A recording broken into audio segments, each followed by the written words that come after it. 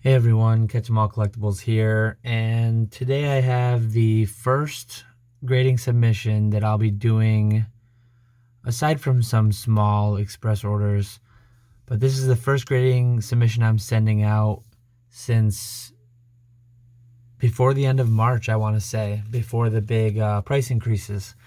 So what's in front of you right now is a 250 card bulk submission, which I'll show at the end. We'll start with kind of the higher tier stuff. So all this is headed to CGC. Obviously, PSA doesn't have bulk open. A lot of it you'll see is hidden fates. There's a little bit of celebrations and some different promos. I do want to get back into the trend of sending, if not every month, at least every other month. I'd like to send a couple hundred cards. But yeah, I've got 15 cards standard, kind of the heavier hitting ones from Hidden Fates. So yeah, that's all those. And then I think these Hidden Fates ones you actually saw in a Troll and Toad Evo video maybe a couple months ago. I've just been really slacking on getting anything out, so I've got to get back into the groove of that. I did buy, I don't think these ever showed up in a video, but maybe I mentioned them. I bought 3 mint gold star sets of the unfortunate, I love the trio here, the legendary trio, cats, dogs, whatever you want to call them.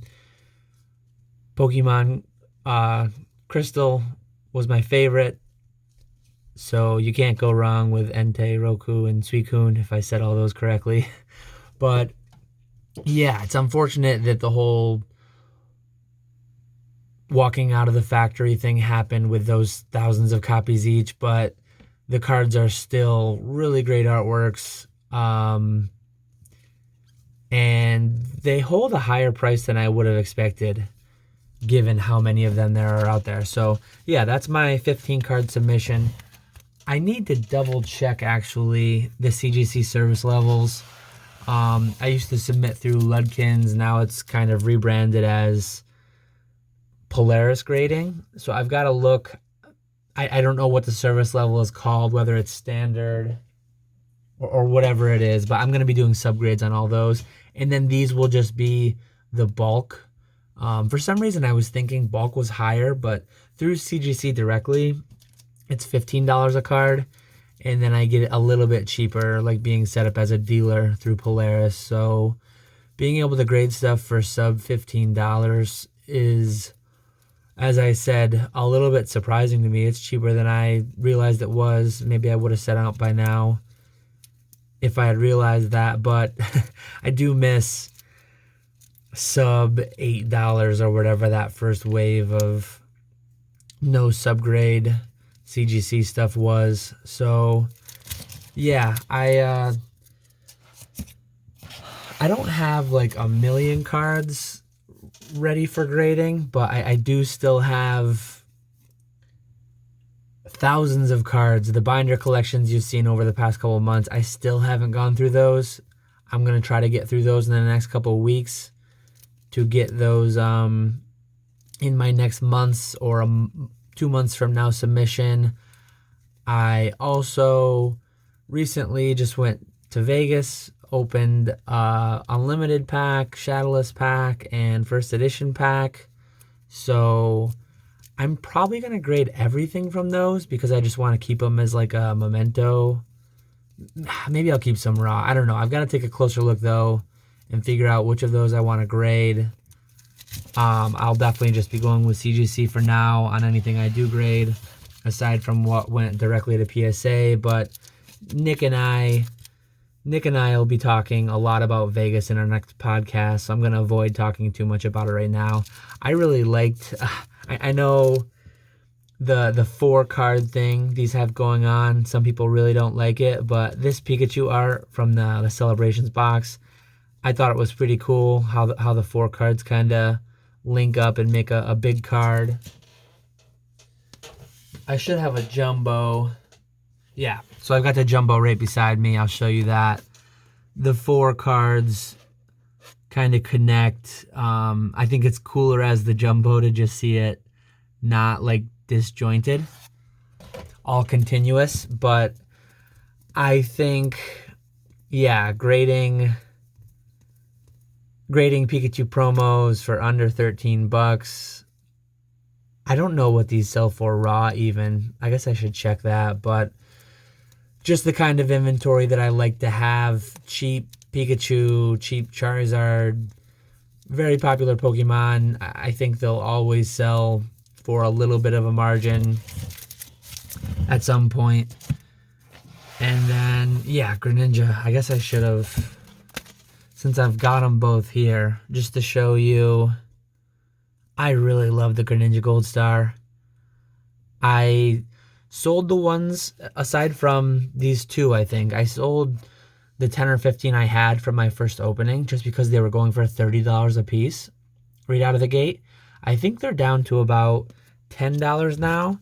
Those are a card that I'm really going to have my eye on. If they get down too low, for me, too low would be anything significantly under 10. I mean, if they get down to where they're $5 a piece, I'm going to buy a bunch of them because I really like them. And I just think, yeah, Gold Star, Greninja. Greninja's a super popular Pokemon. You can't really go wrong. I did finally pick up a handful of these around 20 bucks recently. And then just, oh, there's another Greninja that separated from the pack. But yeah, just, I went through my, pretty disorganized here. That's the nice thing about submitting through Middleman. They do all the submitting for you. So if they're, I mean, I try to make them in order just to not make their life too miserable.